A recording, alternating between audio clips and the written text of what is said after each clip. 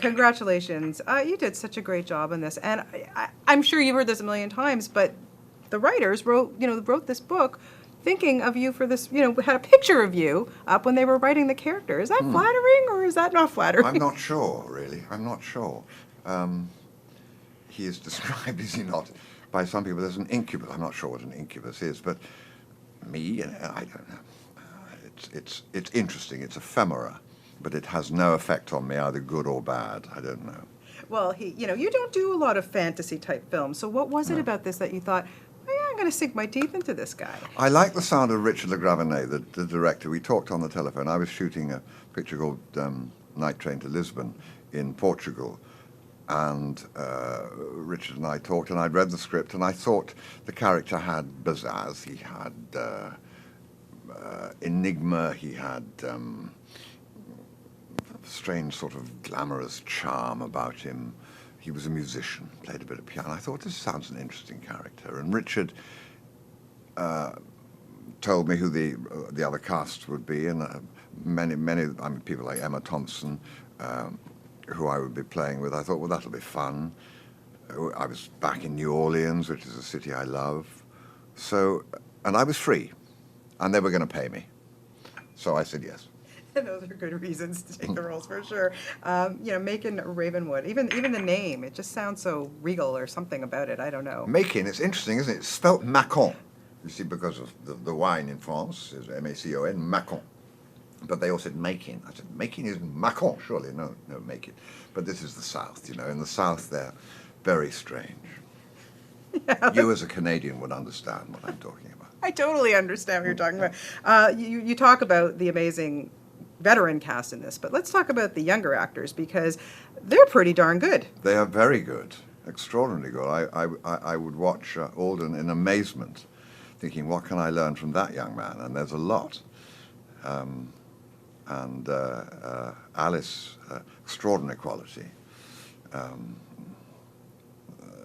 It's an interestingly cast and strongly told tale. I mean, it's not my métier, this. I don't go and see these sort of movies. So I'm sort of in the dark. People say, this is what, did you enjoy Twilight? I said, I never saw Twilight. I don't go to that sort of film. Nothing wrong with it, it's just I don't. But when I saw this, I thought, this is an interesting picture. It's a love story raised into supernatural levels, but actually you care about the people and the problems that the characters are going through, mainly the young pair of lovers, are problems we all know about. We remember from the first time we were in love, about how we thought about how our friends would react and whether we could understand the woman or the man that we were the boy or the girl that we thought we were in love with, and what our parents thought, etc. That's really all it is, this story, but it's heightened. Yes, we'll talk about heightened. I mean, there's got to be times on sets when, yes, it's serious, there's some serious stuff going on, but you have to kind of break into laughter, I think. So, I mean, you have scenes with Eileen Atkins. Oh, please. Eileen Atkins and Margot... Martindale. Pardon? Martindale. That's right, Margot Martindale. I mean, we were the family. Margot was my sister, Eileen was my mother. And there were times of such intense hysteria that I thought my guts were actually going to come out of my ears. Mainly focused in the scene where the table goes berserk. Margot Martindale has to be one of the funniest ladies I've ever worked with. And Eileen Atkins, one of the most unlikely people to have pink hair that I think I've ever met. But we had some good laughs. Yeah, I wanted to talk also about the scenes with Emma Thompson. I mean, for her to play these two roles and to be kind of the schizophrenic characters that she's playing here, to watch, and the two of you have been making films for so many years, but for you to play opposite somebody like that and watch Emma do what she did in this film must have been a joy. It was great. And of course, Emma's a good writer, and so we were able to sort of hone our scenes a little bit, and she's one of those wonderful actresses who will do anything. In a way, Emma comes, strangely enough, because she's very beautiful, but she comes from the Monty Python school of acting, and she will be quite wild in Saturday Night Live, and and playing with her and improvising and playing around to see how a scene can work. A lot of fun. It's a Yeah. lot of fun. You have given us so many brilliant, amazing performances and have worked with so many phenomenal directors, but is there one director that you can look back at and go, yeah, he changed my life? I think your Mr. Cronenberg probably is that man. A director who allowed me to have the opportunity to play identical twins, to play a man in love with a woman who was in fact a man without him knowing. Very interesting areas to explore. A man of immense kindness and intelligence.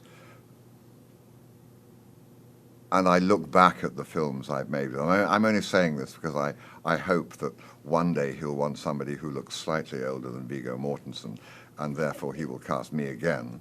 I'm only saying it because of that. But a man who I hope one day will find a need to work with an actor who can, with the right lighting, still look 55 in the dusk with the light behind him.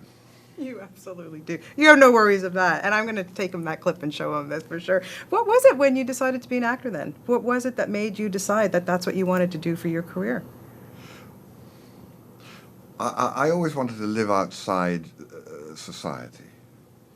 I was educated in a fairly strictured private school, and I spent most of my time designing styles of behavior and life which were sort of bending round the rules.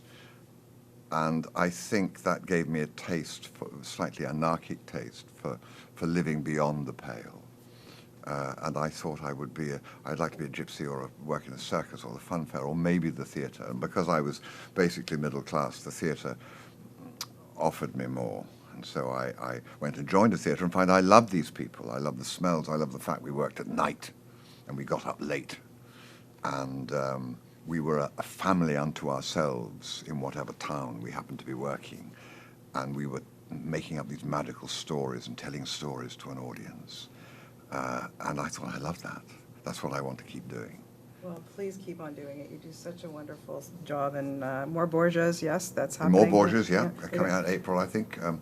A documentary called Trashed about the waste industry and how we create too much waste and we don't know how to get rid of it, and it's harming our health and all of this, and how we can deal with it fairly simply. A documentary about Shakespeare plays, and in fact 2 Shakespeare plays I think will go out in the fall, Henry IV, Part 1 and 2, where I play Henry IV.